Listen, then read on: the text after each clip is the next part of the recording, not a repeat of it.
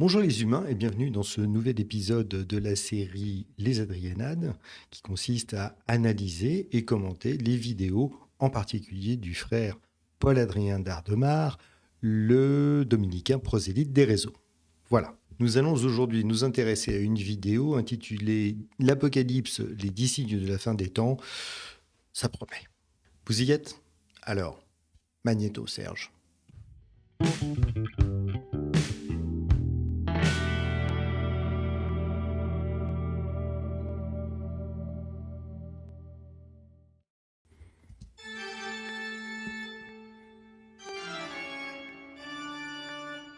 Cela fait 2000 ans qu'on essaye de la décrypter, mais elle résiste à nous donner la date de la fin du monde. La Bible est un livre énigmatique. Et à raison, Jésus lui-même nous a dit qu'il ignorait la date et l'heure. Alors, une première petite remarque, c'est un livre énigmatique. C'est dommage que Dieu n'ait pas été capable d'écrire un livre qui soit facile à interpréter et à comprendre pour délivrer son message. Ça fait donc 2000 ans que les gens ne parviennent pas à se mettre d'accord sur le sens des textes. Donc si sur les textes simples et clairs, ils ont du mal avec l'interprétation, ça va devenir compliqué pour les trucs dont on n'arrive pas à déterminer s'il faut, comment dirais-je, les lire de façon littérale ou figurative. Nous y reviendrons. Mais la Bible nous donne d'autres indices. Elle nous donne d'autres moyens de nous repérer dans cette frise chronologique qui va nous amener jusqu'à la fin des temps. Et à lire attentivement certains passages, il semble bien que le calendrier s'accélère. Donc là, il est en train de nous dire que il faut tout interpréter du point de vue littéral. Puisqu'il y a une frise chronologique, il y a donc des événements réels, faciles à identifier, clairs, qui montrent que la fin des temps va réellement arriver. C'est pas oublier ça. Les 10 signes de la fin des temps. Où en sommes-nous? En théorie des signaux, on distingue les signaux forts des signaux faibles. Les signaux forts, plus directs, plus explicites, annoncent l'imminence d'un événement. Les signaux faibles, eux, sont plus diffus, plus indirects et plus lointains. Ils annoncent simplement que l'événement se rapproche. Ce n'est pas du tout ce que dit la théorie des signaux faibles. La théorie des signaux faibles ne dit pas qu'un événement se rapproche. Ça sert à essayer d'avoir une stratégie économique en fonction de tendances. Mais ce n'est pas en train de dire qu'il y a un événement particulier qui est en train d'arriver. Je vais vous donner la définition.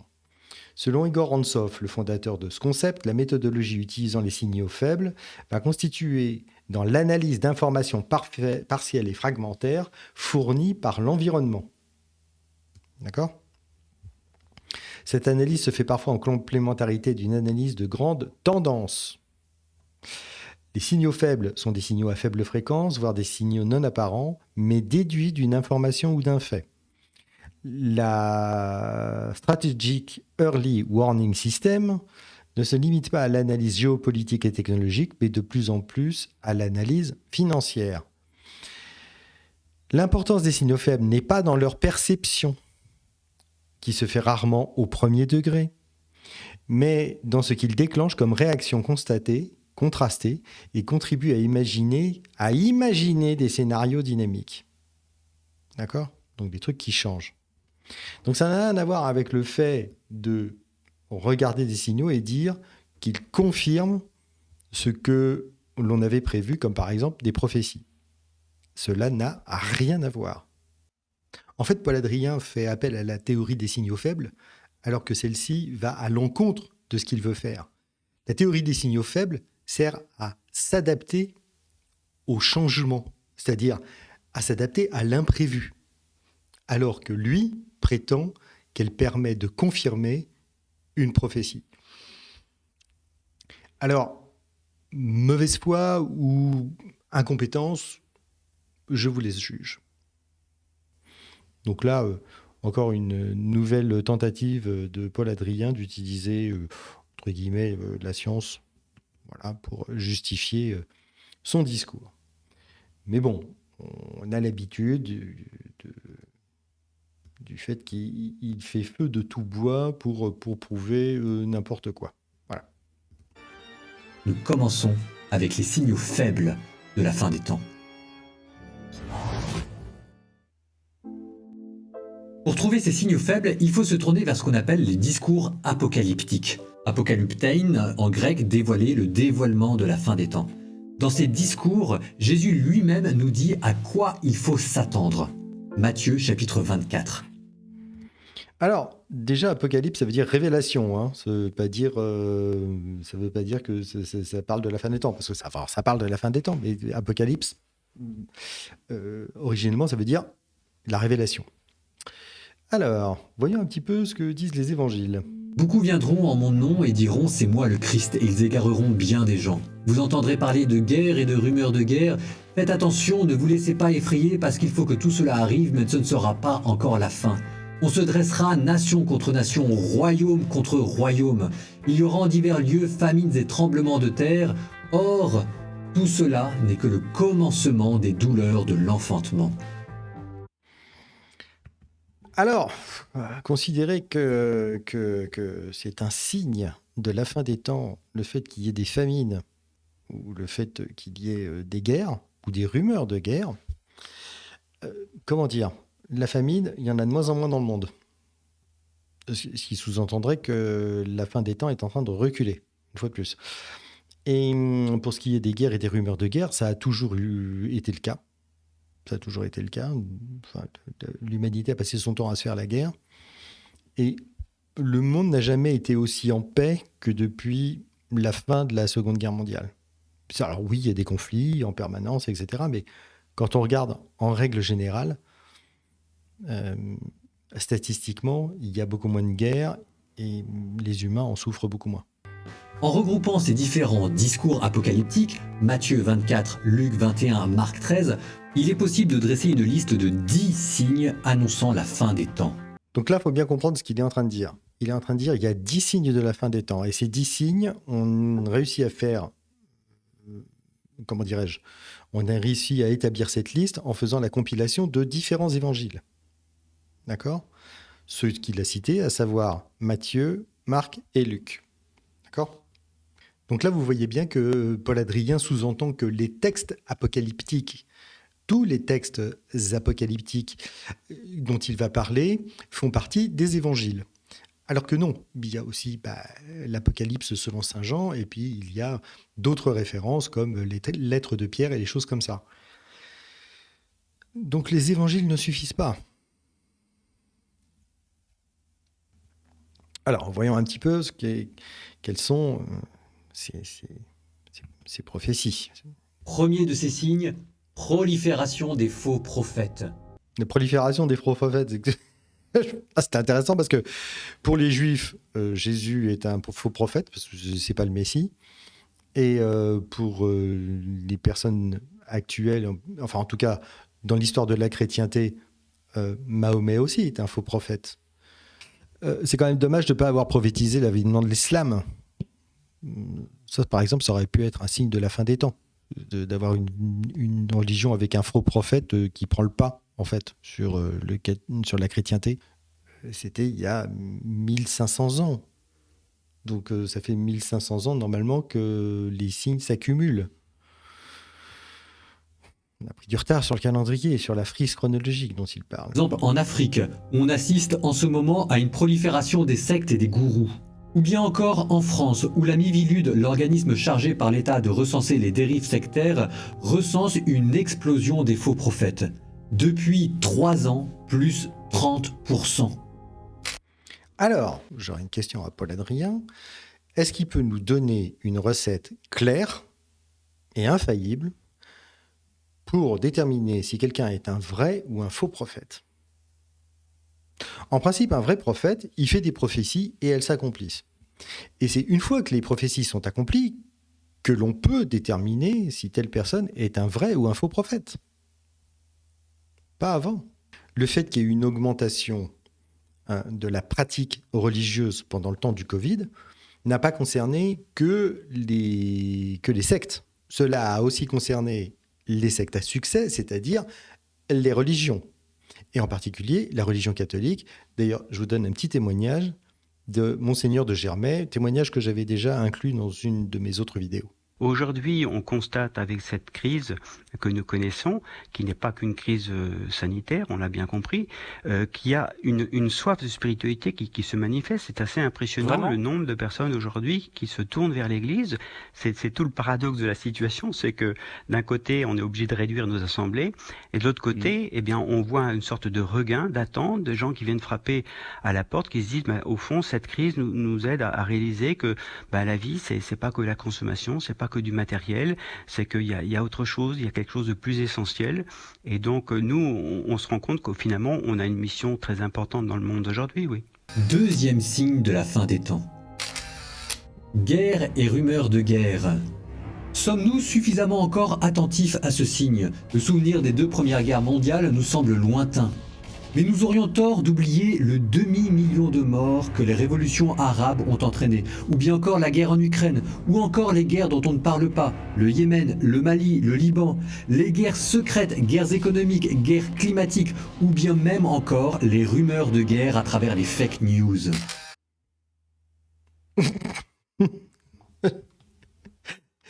Donc en fait là, il fait un mélange complètement délirant avec les guerres économiques, comme si la guerre économique n'avait pas existé avant. Avec les vraies guerres. Alors évidemment, oui, c'est ce qu'on a vu. Il y a des guerres, mais il y a toujours eu des guerres. Du temps de la prophétie de Jésus, il y avait des guerres partout. Enfin, l'Empire romain était en guerre avec des tas de barbares sur ses frontières. La Chine, c'était pareil. Se battait en permanence. Le Japon, c'était pareil. En Amérique du Sud, les différents comment dirais-je, royaumes qui avaient émergé se faisaient la guerre aussi régulièrement. Donc bon, ça n'a aucun sens. Troisième signe. Nous avons malheureusement presque trop d'exemples ici, des catastrophes naturelles de plus en plus fréquentes et dont l'origine morale et humaine n'est plus à prouver. Waouh! Si on va se la refaire, hein, parce que vraiment là c'est absolument extraordinaire ce qu'il est en train de nous dire. Nous avons malheureusement presque trop d'exemples ici, des catastrophes naturelles de plus en plus fréquentes. Alors déjà, les catastrophes naturelles de plus en plus fréquentes, alors je ne sais pas d'où il sort ce chiffre. Alors, est-ce qu'il veut dire que, effectivement, parce que à cause de l'activité humaine et du réchauffement climatique, on se retrouve avec des phénomènes climatiques qui étaient moins fréquents, par exemple les tornades aux États-Unis? Oui, c'est vrai, il y a plus de tornades aux États-Unis. Alors là, il parle de catastrophes écologiques. C'est intéressant parce qu'en fait, l'encart, enfin ce que dit l'Évangile, c'est il y aura en divers lieux des famines et des tremblements de terre, ce qui ne sont pas des catastrophes écologiques, ce sont des catastrophes naturelles. Je ne suis pas certain que le nombre de tremblements de terre, de tsunamis, d'explosions volcaniques ait augmenté ces derniers temps. Donc là, il fait un transfert entre les catastrophes naturelles, d'accord, famine, tremblements de terre, volcans, etc., avec les catastrophes écologiques qui ne sont pas, alors qui ont un impact sur la nature, mais qui sont dues à l'activité humaine et qui ne sont pas dues à l'activité naturelle. J'espère que je me fais bien comprendre. Et dont l'origine morale et humaine n'est plus à prouver. Oui, mais ça n'a rien à voir avec ce dont parlent les évangiles. Comme par exemple le raz-de-marée à Fukushima qui a entraîné un désastre écologique et nucléaire. Oh, ça n'a pas entraîné de désastre nucléaire. Il n'y a pas une seule victime des radiations. Il n'y a pas eu une seule victime humaine des radiations à Fukushima. Alors, c'était une catastrophe naturelle, mais pas nucléaire. Il y a eu un danger, mais ce n'était pas une catastrophe nucléaire. Fukushima n'est pas provoqué par les humains, c'est provoqué par Dieu, puisque Dieu dirige la nature. Ou bien encore le Covid, dû à la disparition de la zoosphère et qui a entraîné à lui seul plus de morts que la Première Guerre mondiale. Le Covid a causé plus de morts que la Première Guerre mondiale ? Là, je pense qu'il va falloir que je vérifie les chiffres. Bien, alors nous allons vérifier l'affirmation de Paul Adrien que le Covid a fait plus de morts que la Première Guerre mondiale. Alors, nous avons les pertes humaines de la Première Guerre mondiale. Les pertes humaines de la Première Guerre mondiale s'élèvent à environ 18,6 millions de morts. Ce nombre inclut 9,7 millions de morts pour les militaires et 8,9 millions pour les civils. Bien, maintenant, si nous regardons sur le site Statista, d'accord, il fait des statistiques, santé et produits pharmaceutiques, études de la santé, nombre de personnes décédées à cause du coronavirus dans le monde au 18 août 2023, d'accord, 6,9 millions. Presque 7 millions. Pas tout à fait 7 millions.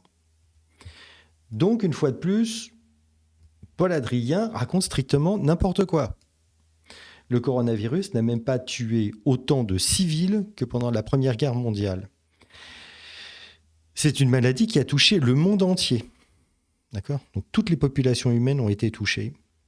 Et sur 8 milliards de personnes, il y a eu 7 millions de morts. D'accord ? Alors que la Première Guerre mondiale s'est située uniquement en Europe. D'accord ? Il y a eu quelques petits conflits à côté, mais il y avait très peu de monde. Toute la planète n'était pas concernée. Il y a des tas de pays qui n'étaient pas engagés dans la Première Guerre mondiale. Donc, le coronavirus n'a pas tué autant de militaires que la Première Guerre mondiale et n'a pas tué autant de civils que la Première Guerre mondiale. Une fois de plus, ça prouve qu'il est difficile de faire confiance aux chiffres avancés par Paul Adrien dans ses vidéos. Manque de professionnalisme ou manipulation ? Je vous laisse juger. Quatrième signe non moins redoutable. Persécution et développement de l'iniquité. En 2022, 360 millions de chrétiens sont persécutés en ce moment à travers le monde, faisant du christianisme la première religion persécutée. D'abord, il nous dit que il y a beaucoup de chrétiens qui sont tués dans le monde. C'est vrai, ces chiffres sont justes. Là, pour le coup, effectivement, j'ai trouvé des statistiques. Il y a 360 millions de chrétiens qui sont maltraités dans le monde. Et il y a des morts. Hein, clairement, voilà, effectivement, il y a à peu près 6000 morts en 2022, des chrétiens qui ont été tués. Voilà. Seulement, le truc, c'est que il y a aussi des tas d'autres religions qui sont victimes, en particulier les musulmans, parce qu'entre chiites et sunnites, ça se tue. Voilà. Et donc, ils sont ostracisés aussi. Voilà. Et ils sont aussi oppressés. On va s'intéresser un petit peu à ce qu'il dit, parce qu'il dit « Alors vous serez livrés à la détresse, on vous tuera, vous serez détestés. » Matthieu 24, 09. Alors, moi, ce que je vous propose, c'est qu'on va regarder un tout petit peu ces textes bibliques pour voir exactement ce qu'ils racontent. Matthieu 24, 9. « Alors, on vous livrera au tourment et on vous tuera. Vous serez haïs de toutes les nations à cause de mon nom. » Donc, déjà, les chrétiens ne sont pas haïs de toutes les nations à cause de Jésus-Christ. Hein. Je veux dire, soyons clairs. Voilà. Et ça veut dire quoi, de toutes les nations ? Ça sous-entend que, à l'époque de Jésus, effectivement, les Juifs qui croient en lui, qui deviennent chrétiens, sont une extraordinaire minorité.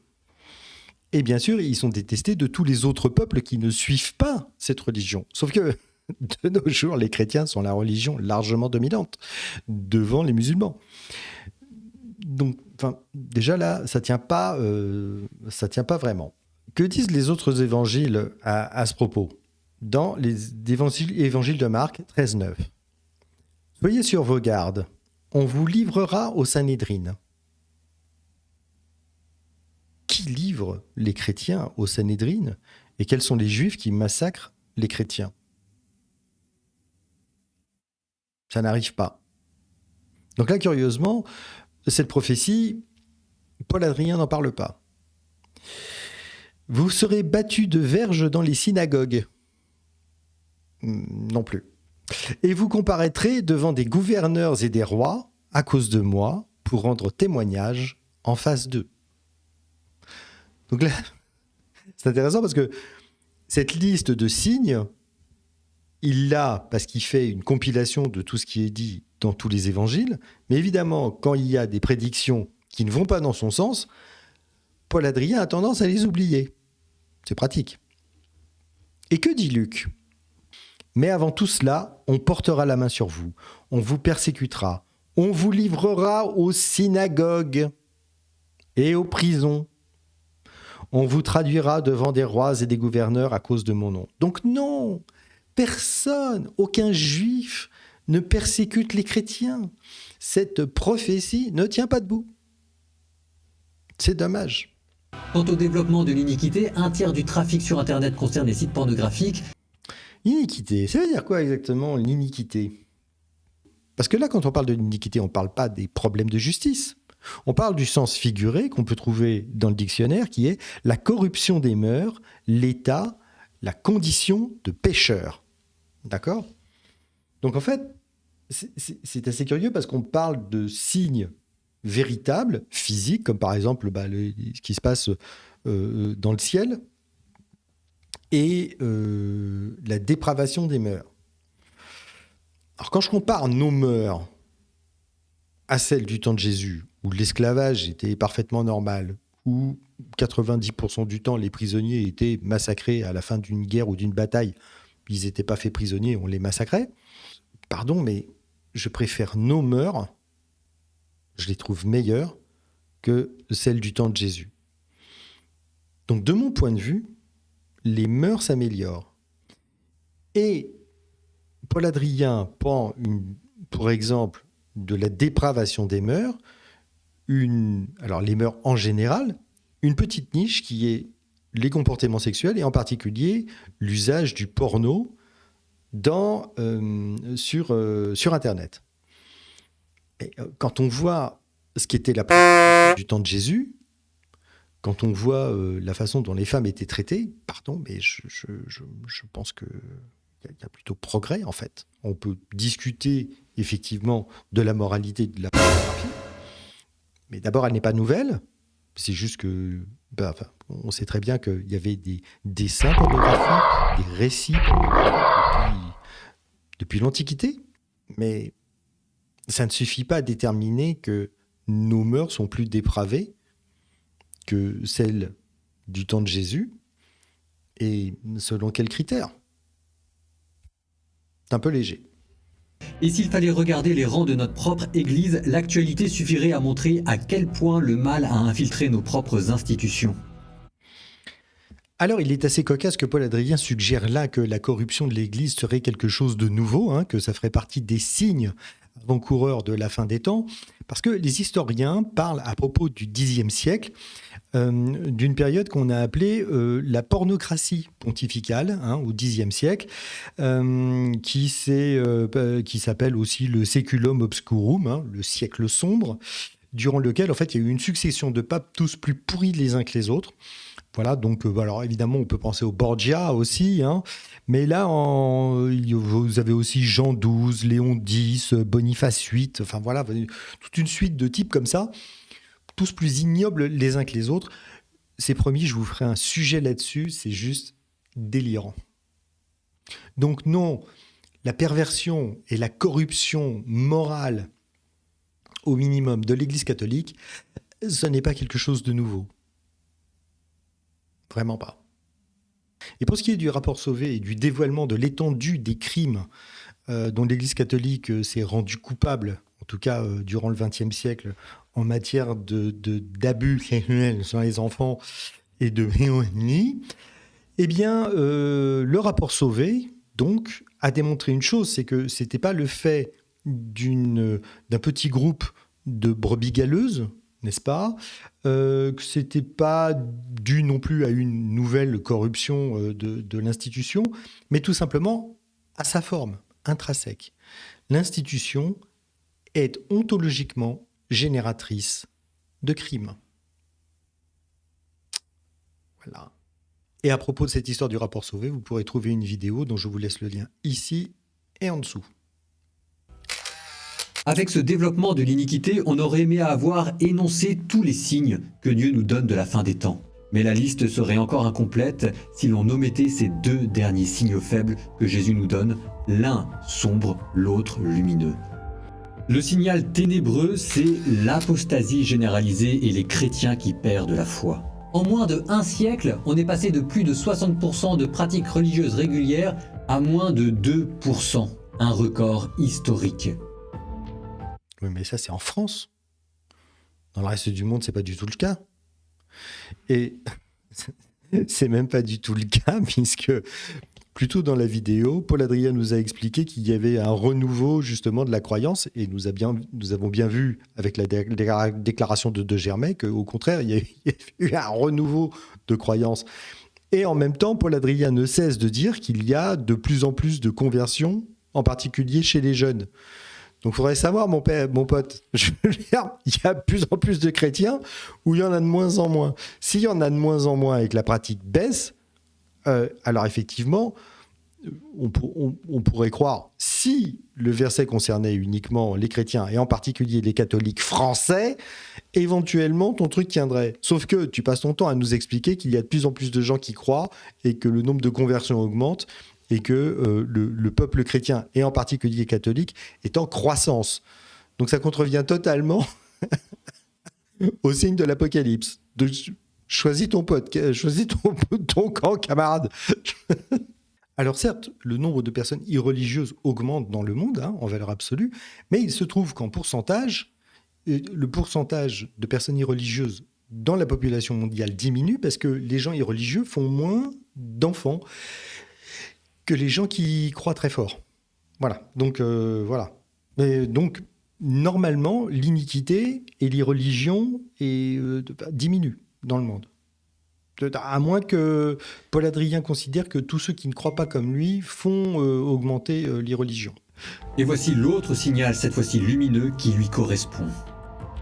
Prédication renouvelée du royaume des cieux pour inciter les gens à se convertir. On pense à tous les nouveaux moyens de communication, à ces films chrétiens qui sortent dans les cinémas et à tous ces prédicateurs qui vont sur les réseaux sociaux.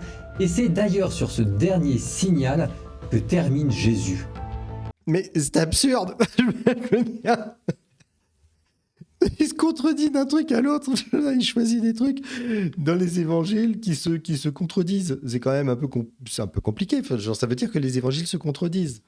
Les évangiles disent d'un côté, il y aura moins de foi, et de l'autre, la prédication gagnera. Donc, faut... Bon, c'est absurde. C'est absurde. Les évangiles se contredisent eux-mêmes. Enfin bon, c'est pas nouveau. On est au courant que c'est un phénomène assez commun dans cette religion. Enfin, dans toutes les religions, mais en particulier, voilà. Bon, alors continuons un petit peu. Et nous passons des signaux faibles de la fin des temps aux signaux forts annonçant son imminence. Donc, nous avons vu un certain nombre de ces signaux faibles qui sont des prophéties qui, selon Paul Adrien, sont accomplies. C'est-à-dire qu'on avait prévu qu'il y aurait des guerres, et il y a des guerres, qu'il y aurait des catastrophes naturelles, il y a des catastrophes naturelles, qu'il y aura, comment dirais-je, une perte de foi, et il y a une perte de foi. Et donc là, il nous a fait une compilation de signes qui, selon lui, sont évidents et qui sont actés, on les voit, et ça prouve que la fin des temps est proche. Ok. Bon. Maintenant, on va voir les signes forts. C'est-à-dire que ça, c'était des signes faibles. On peut penser que les signes forts, ça va être des choses, des prophéties tellement précises qu'on ne pourra pas nier que la Bible avait prévu que ça allait arriver. Le premier signal fort, signal direct, explicite, annonçant l'imminence du royaume du ciel, nous est donné par saint Paul dans la lettre aux Romains au chapitre 11. L'endurcissement d'une partie d'Israël s'est produit afin de permettre à l'ensemble des nations de se convertir, et c'est ainsi qu'Israël tout entier sera sauvé. Saint Paul est donc clair. L'endurcissement d'une partie d'Israël s'est produit afin de permettre à l'ensemble des nations de se convertir. Et c'est ainsi qu'Israël tout entier sera sauvé. Mais l'ensemble des nations s'est converti bien avant que Israël n'existe, en fait. Avant 1947, Israël, officiellement, n'existe plus. Les Juifs sont dispersés de par le monde. Ils n'ont plus justement de nation. Ils vivent partout en Europe. Enfin, plus ou moins bien, en Russie, aux États-Unis. L'endurcissement d'une partie d'Israël, mais l'endurcissement, ça veut dire quoi? Ça veut dire qu'une partie d'Israël va être moins sympa avec les chrétiens? Mais en quoi les Juifs ont été moins sympas avec les chrétiens? En quoi ils les ont oppressés? En quoi ils les ont opprimés? Depuis que le christianisme est devenu la religion officielle de l'Empire romain, ce truc ne tient pas debout. Voilà, bon, c'est complètement fou. En fait, depuis la fin de la Seconde Guerre mondiale, on a pu s'apercevoir qu'en fait, ce sont les Juifs qui ont été victimes de la chrétienté, surtout à cause du dogme qui a été enseigné pendant des millénaires, cette accusation de peuple déicide, qui est évidemment quelque chose qui a, comment dirais-je, alimenté un antisémitisme, qui a fortement contribué au succès de la solution finale mise en place par le régime nazi pour mettre en place un plan d'extermination systématique des Juifs, en particulier en Europe. Voilà. S'il n'y avait pas eu cet antisémitisme acquis avec le dogme du peuple déicide, ça n'aurait pas aussi bien marché, malheureusement. Et on peut constater d'ailleurs que, à peu de choses près, quand on regarde les chiffres, on a des statistiques, on voit bien que dans les pays les plus catholiques, les plus pratiquants, c'est là que les Juifs ont été le plus massacrés et déportés.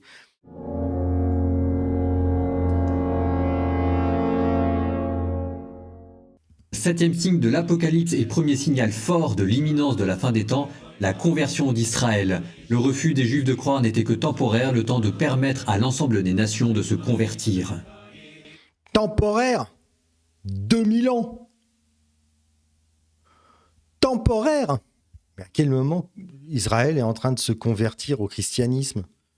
L'ensemble de des nations ne se sont pas converties, puis il y en a même d'autres qui se sont convertis dans l'autre sens. Par exemple, au Moyen-Orient, il y a eu comme un ratage, et en Inde, il y a eu comme un ratage, et en Chine, il y a eu comme un ratage. Au Japon, il y a eu comme un ratage. Donc, c'est pas gagné, hein. C'est pas gagné. Toutes les nations ne sont pas converties. Ça veut dire quoi, toutes les nations en plus? Bon, bref. Pour l'instant, nous n'en sommes pas encore là, mais peut-être peut-on voir un signe avant-coureur de la conversion d'Israël à travers le mouvement des Juifs messianiques, ces Juifs convertis au christianisme et qui, fin des années 90, étaient 5000, 2010 étaient 300 000. Combien seront-ils dans 20 ans? Si la fin des temps doit être imminente, c'est pas avec 300 000 Juifs convertis au christianisme que c'est gagné, là. Enfin, je veux dire, ça n'a aucun... pardon, mais ce qu'il raconte n'a strictement... Mais ça n'a aucun sens. Ça n'a aucun sens, pardon. Excusez-moi, il faut que je réécoute. C'est tellement absurde que j'arrive pas à... Pour l'instant, nous n'en sommes pas encore là, mais peut-être peut-on voir un signe... Mais peut-être peut-on voir dans un signe... Alors, mais ça, c'est donc un signal faible. C'est pas un signal fort. Il y aurait un signal fort si effectivement Israël, la nation d'Israël, le pays d'Israël, n'était plus juif et s'était converti au christianisme. Donc là, c'est un signal faible, c'est pas un signal fort. Et c'est un truc qui n'est pas encore accompli, qui n'est pas encore arrivé. C'est complètement l'info. Les signaux faibles, ils nous montrent des trucs qui sont actuels, qui sont vrais, et là, il est en train de nous parler d'un truc hypothétique. Donc comment ça peut être un signal fort si c'est hypothétique? C'est absurde.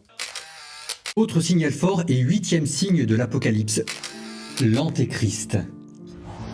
D'après la Bible, le mal se développera à tel point qu'il finira par culminer dans l'émergence d'une figure imitant et singeant le Christ et résumant à elle seule l'action du diable dans le monde. D'accord. Donc là, on a le même problème. C'est qui l'Antéchrist? C'est qui l'Antéchrist? Il est là? Non, il n'est pas là. Il est formellement identifié? Non, il n'est pas formellement identifié. Est-ce qu'il existe déjà? On n'en sait rien. Est-ce qu'il va venir? On n'en sait rien. Donc là, une fois de plus, c'est pas un signal fort.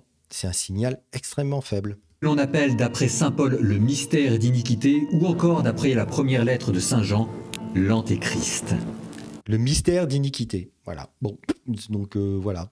C'est comme la Trinité, c'est mystérieux, ou les voix de Dieu, c'est mystérieux. On ne sait pas. On ne sait pas, donc on affirme. C'est absurde. Pour l'instant, cette figure ne s'est pas encore révélée, mais saint Paul nous dit qu'elle est déjà présente dans le monde et qu'elle travaille pour l'amener à sa propre déception et qu'elle prendra sur elle l'iniquité croissante du monde et la perte de foi des chrétiens. Donc saint Paul dit de là. Saint Paul dit qu'elle est déjà présente. Ça fait donc 2000 ans que saint Paul dit qu'elle est déjà présente. Donc en fait, l'Antéchrist est là depuis 2000 ans.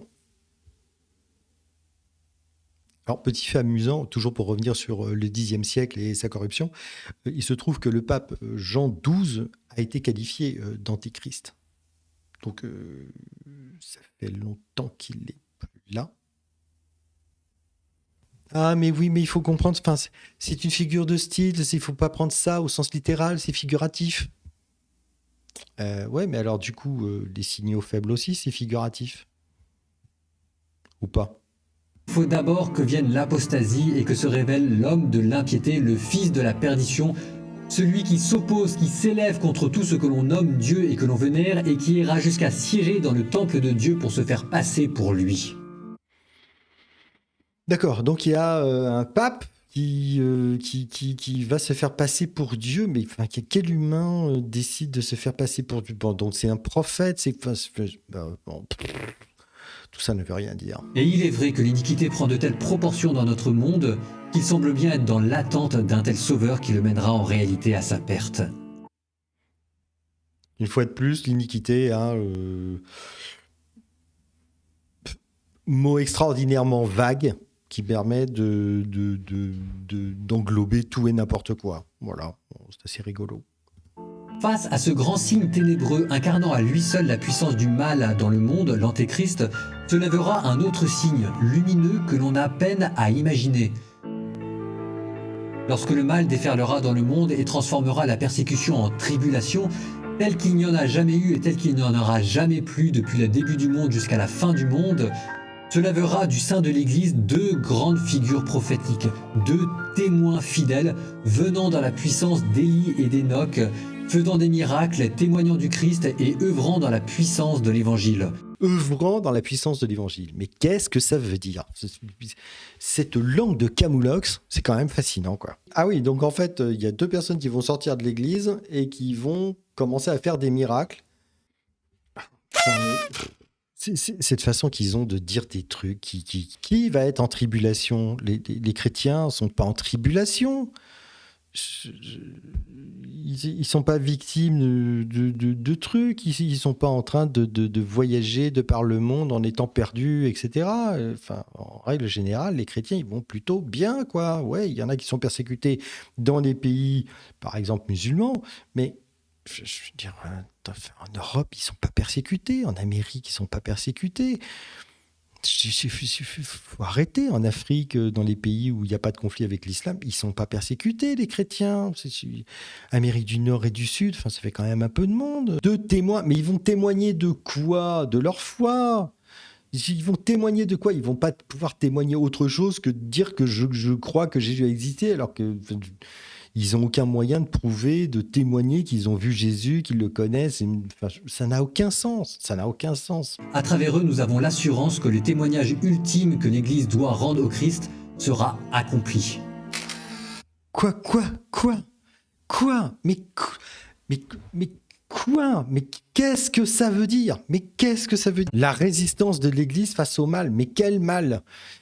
Si l'Église catholique déjà pouvait se débarrasser de tous les pêtres, tous ceux qui les ont protégés, mutés ou promus, là on pourrait commencer à vous écouter, les gars. Mais franchement...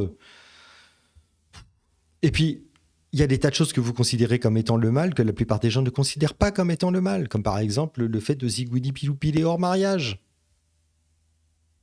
Donc votre mal n'est pas le nôtre.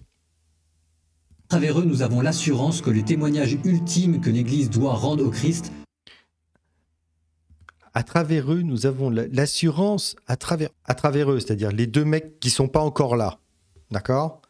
Le témoignage ultime que l'Église doit rendre au Christ. Mais qu'est-ce que ça peut bien... Mais le témoignage, l'assurance que le témoignage ultime que l'Église doit rendre au Christ. Ça ne veut rien dire. En français, ça ne veut rien dire. Cette phrase n'a aucun sens. Aucun. C'est du blabla ésotérique qui n'a aucun... Ça ne veut rien dire. Ça ne veut rien dire. Sera accompli. Qu'est-ce qui sera accompli ? Parce que ça fait pas 2000 ans que l'Église catholique témoigne de sa foi dans le Christ. À quoi vous servez alors ? Non, mais bon. 10e et dernier signe de l'Apocalypse. À vrai dire tellement fort qu'il s'agira moins d'un signe que de l'entrée proprement dite dans la fin des temps. L'Évangile nous dit: le soleil sera obscurci, la lune pâlira, les étoiles tomberont des cieux et les puissances célestes seront ébranlées. Donc là, il faut le prendre au strict point de vue littéral. Là, c'est littéral. Tu crois vraiment que le soleil va s'obscurcir, que la lune va arrêter de briller et que les étoiles vont se casser? Et après, ce mec-là va m'expliquer que l'Église catholique n'a pas de problème avec la science. Ça va beaucoup mieux. Alors les temps seront accomplis, et ce sera la fin du monde tel que nous le connaissons. Il y aura d'abord ce que l'on appelle la grande conflagration. L'univers tel que nous le connaissons sera renouvelé, et tandis que les éléments anciens seront dissous, Dieu renouvellera sa création pour la préparer à la vie éternelle. Alors, dans 4 milliards d'années à peu près, le Soleil va se transformer en supernova, chose comme ça. Enfin bref, la dimension du Soleil va augmenter de telle sorte que ça va même bouffer les planètes qui tournent autour, dont la nôtre. Voilà. Alors, il n'y a rien qui va se dissoudre en fait. L'univers va se refroidir au fur et à mesure. Voilà, c'est tout. Il va continuer à s'étendre et à se refroidir. Il ne va pas y avoir de transformation pour faire quoi que ce soit. Et une fois de plus, il parle de signes forts, mais là, ce sont des signes forts qui vont arriver dans 4 milliards d'années.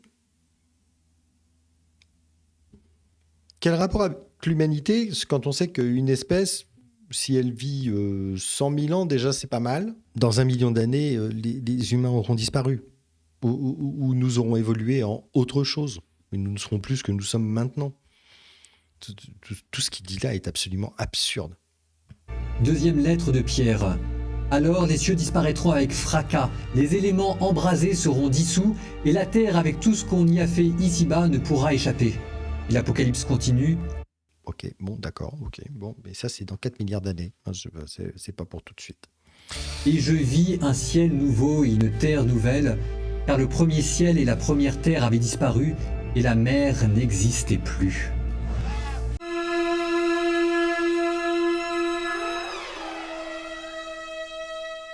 Bien, que pouvons-nous conclure de cette vidéo ?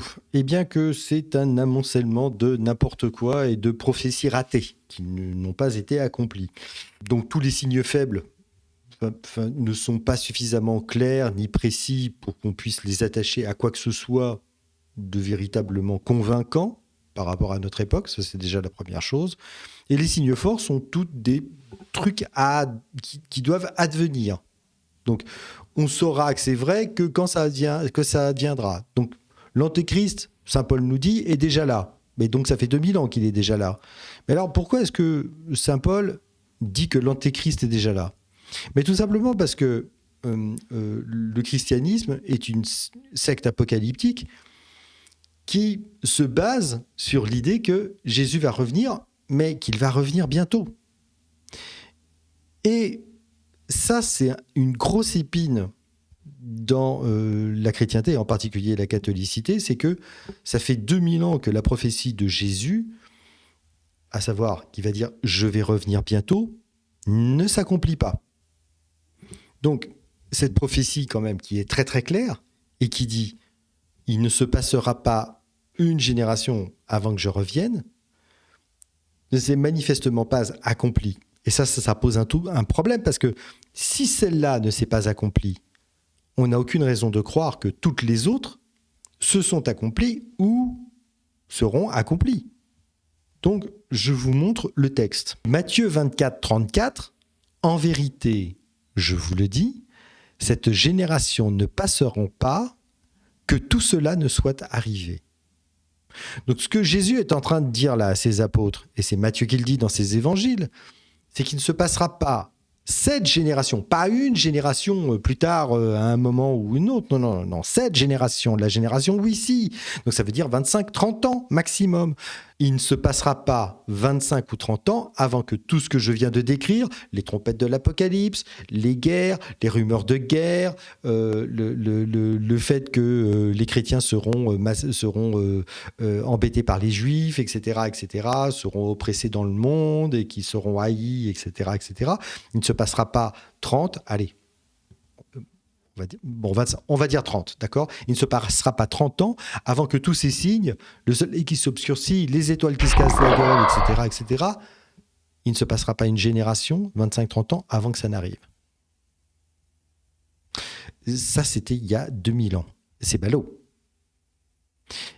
Alors, vous me direz, oui, mais ça, c'est dans un évangile, et évidemment, c'est à prendre au sens figuré. Au nom de quoi ? Si tout le reste doit être pris au sens littéral, pourquoi est-ce que ça devrait être pris au sens figuré ? Et ce n'est pas le seul évangile qui dit cela, et je le prouve. Marc 13-30, on retrouve très exactement les mêmes phrases, ce qui prouve au passage que les évangiles ont été copiés les uns sur les autres, parce qu'à la virgule près, ce sont exactement les mêmes mots. 13-30, en vérité, je vous le dis, cette génération, pas une, cette génération ne passera pas que tout cela ne soit arrivé. Alors, vous pouvez me dire, oui, bon, d'accord, mais parce qu'un évangile a été copié sur l'autre, c'est normal. Bien, allons voir ce que nous raconte Luc. Luc 21-32, en vérité, je vous le dis, cette génération ne passera pas que tout cela ne soit arrivé. Donc là, nous avons 3 évangiles qui nous disent très exactement la même chose, à savoir que dans les 25-30 ans à venir, tout cela sera accompli. Or, il ne s'est rien passé. Donc, une des prophéties les plus importantes de Jésus ne s'est pas accomplie. Quelle raison avons-nous de croire que le reste pourrait être fiable ? Tout ce qui a été prédit avant peut être attaché à toutes les époques historiques que nous avons connues jusqu'à maintenant. Sur les 2000 ans d'histoire là, qui viennent de se passer. Les rumeurs de guerre, les famines, les tremblements de terre, la perte de croyance. Tout ça peut être attaché aux 2000 ans d'histoire qui viennent de se passer. Alors, il y a aussi d'autres détails qui sont assez intéressants sur le fait que les prophéties ne sont pas réalisées. Par exemple, dans Luc 21-11, si on revient à ce qui était dit, « Mais avant tout cela, on portera les mains sur vous, on vous persécutera, on vous livrera aux synagogues et aux prisons, on vous traduira devant les rois et des gouverneurs à cause de mon nom. » Donc, normalement, les apôtres doivent être pris, jetés en prison, maltraités par les juifs, etc. Tout ça n'a pas eu lieu. Vous serez livrés par vos pères, vos mères, vos proches, vos amis, on fera mourir plusieurs d'entre vous. Alors, a priori, je ne suis pas sûr qu'il y ait beaucoup d'apôtres qui ne soient pas morts. En tout cas, la prédiction, c'est « on fera mourir plusieurs d'entre vous ». A priori, ça a été plutôt la majorité, pour ne pas dire la totalité. Alors, en ce qui concerne la mort des apôtres, alors on nous dit que Pierre est mort crucifié la tête en bas, à Rome. On nous dit que Jacques, fils d'Alphée, a été jeté du promontoire sud-est du temple de Jérusalem, qui est haut de 30 mètres, qu'il a survécu à la chute et que donc on l'a fini à coups de bâton. Voilà. Ensuite, nous avons André qui est mort crucifié sur une croix en X. Voilà. Ensuite, nous avons Jacques, fils de Zébédée, qui a été décapité à Jérusalem. Nous avons Philippe est mort lapidé et crucifié la tête en bas en Phrygie. D'accord. Ensuite, nous avons Barthélemy. Alors, lui, c'est un peu spécial. Il a été flagellé, écorché vif, crucifié, puis décapité. Je ne sais pas si c'est dans l'ordre. Thomas, lui, a été tué transpercé par une lance. Matthieu est mort par un coup d'épée. Jude Thaddée aurait subi le martyre en Perse, mais on ne précise pas le quoi. Simon le Zélote a été découpé à la scie, ça c'est sympa. Et Jean, enfin, a été immergé dans un bain d'huile bouillante alors qu'il était à Rome, puis il a été condamné aux mines à Patmos, et c'est là qu'il rédige l'Apocalypse, pendant qu'il est condamné aux mines. C'est très cohérent. Ah, et il est mort de vieillesse dans l'actuelle Turquie. Alors, il faut savoir un truc, c'est que ces informations, je les ai trouvées sur des sites chrétiens, comme Aletheia, de notre bon ami Bonassi, et qu'en fait, les derniers travaux historiques à propos de l'Apocalypse de Saint Jean prouvent que l'auteur de l'Apocalypse, Saint Jean, n'est pas l'apôtre Jean. Voilà. Donc, pour vous donner une idée de la fiabilité de ce genre de site du strict point de vue scientifique et historique. Voilà. Mais pas un cheveu de votre tête ne se perdra. C'est par votre constance que vous sauverez vos vies. Alors évidemment, on me dira « Oui, mais quand Jésus dit « c'est par votre constance que vous sauverez vos vies », il parle de leur vie éternelle. » Voilà, à quoi je répondrais « Ouais, la vie dont nous n'avons aucune preuve de la réalité. » Il y a aussi une prédiction de la destruction de Jérusalem qui est faite par Luc 21-20. Mais lorsque vous verrez Jérusalem investie par des armées, alors comprenez que sa dévastation est toute proche. Effectivement, en 70, il y a la destruction du temple de Jérusalem par les Romains. Mais alors là, il y a un truc assez intéressant. C'est que si on regarde les autres évangiles, aucun d'entre eux ne précise la destruction de Jérusalem. Lorsque donc vous verrez l'abomination de la désolation dont a parlé le prophète Daniel, installée dans le saint lieu, que le lecteur comprenne. Et nous avons aussi dans Marc 13-14, lorsque vous verrez l'abomination de la désolation installée là où elle ne doit pas être, que le lecteur comprenne, alors ceux qui seront en Judée s'enfuient dans les montagnes, etc., etc. La destruction du temple de Jérusalem a lieu en 70. Seulement, il faut savoir que les évangiles ont été écrits entre 65 et 75 pour Marc, entre 70 et 80 pour Matthieu, et Luc entre 80 et 85. Certains disent 90. Donc, pour le coup, la destruction du temple de Jérusalem ou le fait que les lieux saints soient comment dirais-je, désacralisés, en particulier par les Romains, c'est-à-dire une nation extérieure, c'est facile de prophétiser un truc qui est déjà arrivé. Les évangiles sont écrits après la destruction du temple de Jérusalem. Les trois. Donc, suggérer la destruction des lieux saints comme si c'était une prophétie, a posteriori, c'est facile de faire des prophéties. Sur ce, je pense que on a fait le tour. Voilà, une nouvelle vidéo de Paul Adrien qui ne prouve rien, sinon que il est de mauvaise foi, que les prophéties que l'on peut trouver dans la Bible n'en sont pas, puisqu'il n'y a rien qui puisse permettre de déterminer sans l'ombre d'un doute qu'elles ont été accomplies. Bien, la conclusion de tout ça, c'est que la religion chrétienne, en particulier catholique, tiennent sur la réalisation de prophéties dont, quand on les examine, ne permettent pas de déterminer de façon précise si elles ont été accomplies ou pas. Tout tient à des interprétations. En fait, on peut rattacher ces prophéties à des tas d'événements différents. Et normalement, une prophétie ou une prédiction doit être suffisamment précise pour ne correspondre qu'à un seul événement. Et ce n'est pas le cas des prophéties que l'on peut trouver dans la Bible. Et nous en avons une parfaite démonstration. Donc, n'ayez pas peur les humains. La fin des temps n'est pas pour demain. La fin du monde n'est pas près d'arriver. Alors, franchement, profitez de la vie, parce que jusqu'à preuve du contraire, il n'y a aucun danger et on n'en a qu'une. Ciao. Personne ne pourra y échapper. Vous sortirez tous de vos tombes et vous serez jugés.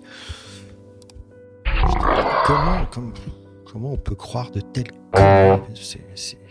Bon, qu'est-ce qu'on pourrait dire de ce monceau d'absurdité et de stupidité?